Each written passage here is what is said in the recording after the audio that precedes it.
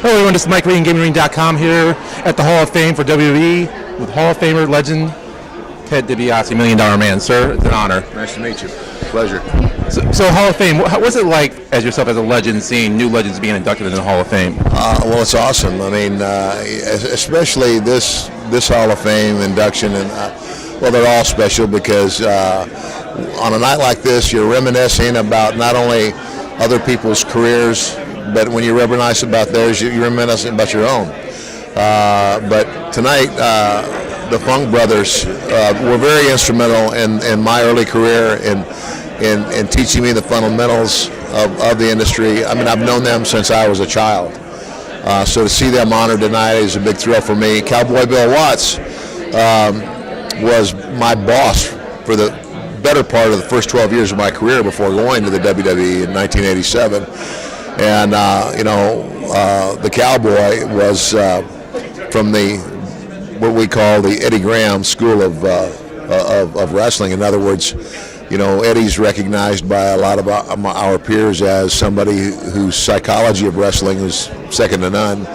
And Watts came from that. That's where he learned. And so I learned a lot about the psychology of our business, and it hit along with the Funks, helped shape my career. So those three guys are really special to me. And again, Stone Cold Steve Austin, he's one of those guys that comes along who's a rare commodity, in any industry where it's like, there are stars and then there are superstars and then there are megastars, and he's just one of those guys like Hogan and like The Rock who had that certain chemistry that everybody just came to.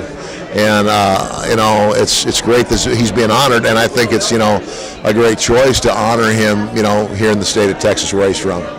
Now, you had very early in his career in the WWE, you had a part of it as a manager. Right. Did you see that in him, he could be that megastar? Absolutely. I can remember, sharing with him that I said, if you will continue to do what you're doing, he was different. He was different in that, he wasn't flopping around a lot. He wasn't, he would get down on the mat with an opponent, and he would wrestle, and he beat guys up.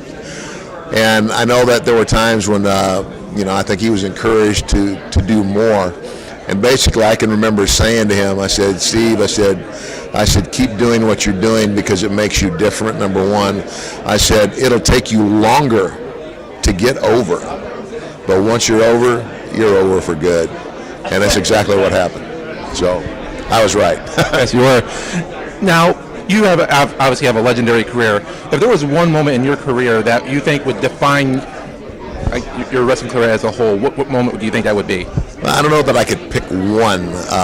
There's a couple of defining moments. One defining moment, I guess, would be my first major main event, which was with Harley Race when he was NWA World Champion at the Kiel Auditorium in St. Louis, and proud. And that match, as a result of that match, I was in every wrestling magazine across the country, and it introduced me really nationwide for the first time. This is before the WWE got so big.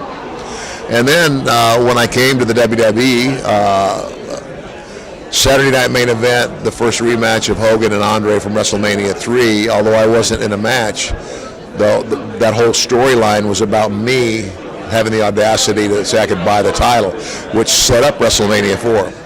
I've already talked to some of these kids here that are wrestling their first WrestleMania, and I said, it's pretty cool to be wrestling in WrestleMania, and they go, yeah, and I said, well, my first WrestleMania, I wrestled 3 matches in one night. So that was a defining moment as well, because I think that WrestleMania, more than anything else, really launched my character and persona. Now, speaking of persona, is that persona still exist? Do you think, can you just turn it on like that and do that laugh and do that, the $1 Million Man, everybody has a price? Everybody's got a price for the $1 Million Man. I can buy you, dude. Yeah, excellent. Answer your question. Excellent. How did that character come to be? Was it? Did you have that idea originally, or did somebody present it to you and say, "Hey"? Actually, my natural character as a heel, as a villain in wrestling, was very arrogant. I came across, and intentionally, I wanted people to think that I was looking down my nose at them, because everybody hates that. Well, Vince McMahon saw that, recognized that, and he had the idea already. As a matter of fact, that's what I was told when we met to discuss this. Actually, Pat Patterson told me. He said, this idea is Vince's personal creation. And so how could I not? It's like, here's the guy who, is the head of the industry, and he's chosen me, for a personal idea. So, it was Vince's idea from the get-go. And I had a lot of fun doing it. Now, obviously, your son, Ted Dibiase, is in the business. Obviously, you have other sons about to come up, right? What sort of advice did you give them coming into the business? I told my boys, I said,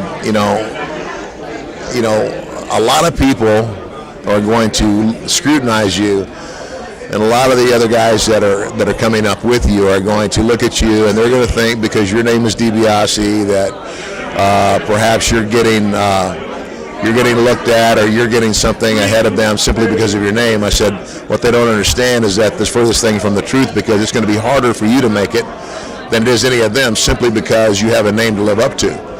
And the fans are going to scrutinize you more closely than they would anybody, because their expectation level, whether they realize it or not, goes up.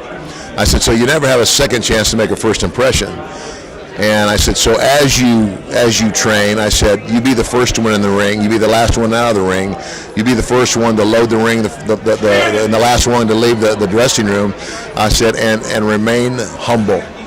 And I said, and understand that all those guys that are there ahead of you are there to help you, get where you need to be. And I said, as long as you maintain that humility, and as long as you have integrity and strong character, I said, you'll do all right. And I have not been disappointed in the least. Not only by, I don't want to sound like a biased father, but, it's okay. By the estimation of what I've seen in my son, Ted, and what all of my peers have seen and have shared with me, because I'm not out there every night with him.